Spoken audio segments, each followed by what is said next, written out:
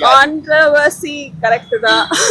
கொஞ்சம் தவிர்த்திருக்கலாம் ஆக்சுவலா இந்த டைம்ல. ஏன்னா தேவையில்லாம இதெல்லாம் தெரியும்ல, பொலிட்டிக்கல் வேர்ட் இப்படிதான் இருக்க போகுது.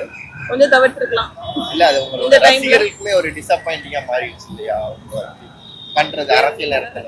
இந்த டைம்ல பண்றது கொஞ்சம் டிசப்பாயிண்டா இருந்திருக்கலாம். இப்ப எல்லாருக்கும் தெரிஞ்சிருக்கும். பட் இந்த டைம்ல இது அபிஷியலா பண்ண வேண்டாம், பண்ணாம இருந்தா இன்னும் கொஞ்சம் பெட்டரா இருந்திருக்கும். அதுக்கப்புறம் they have their own choice இல்லையா. அவருமே இந்த மீட்டிங்ல சொல்லியிருந்தாரு, இந்த பிரச்சனையை நீங்க போட்டு குழப்பிக்காதீங்க, இதை நான் பாத்துக்கிறேன், நீங்க ஹர்ட் ஆகுறீங்கன்னு எனக்கு தெரியும் அப்படின்ற மாதிரி சொல்லியிருக்காரு. அப்பனா is ready to face things தான். அவர் எல்லாத்துக்குமே தயாரா தான் இருக்காங்க. அப்போ ஒரு அவங்களுக்கே தெரியுது இல்லையா, ஒரு ஆல்ரெடி ஒரு டைவர்ஸ் பேப்பர்ஸ் வந்துருச்சு. அதுக்கப்புறமா ஒருத்தன் ஹீரோயினை கூப்பிட்டு போறாங்க மேரேஜ்னா இட்ஸ் அண்டர்ஸ்டுட்.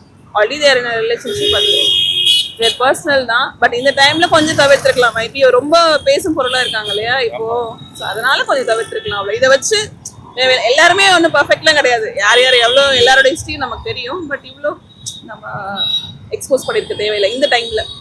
இன்னொரு 2 months 3 months அதுக்கப்புறம் யார் என்னன்னாலும் யாரும் எந்த கேள்வி கேட்க போறது இல்லை. அனாவசியமான கமெண்ட்ஸ்க்கு ஆளாக இருக்க வேண்டாம். ஆல்ரெடி நிறைய கமெண்ட்ஸ் இருக்கு இல்லையா. ஸோ இன்னும் கொஞ்சம் கிளவரா இன்னும் கொஞ்சம் நல்லா மூவ் பண்ணா இன்னும் கொஞ்சம் சான்ஸ், அவருக்கு நிறைய சான்சஸ் இருக்கு. நான் பார்த்த வரைக்குமே இப்போ மிக்சட் க்ரௌட் தான் இருக்கு, இந்த மாதிரி கன்ஃபியூஷன்ல இருக்காங்க இல்லையா.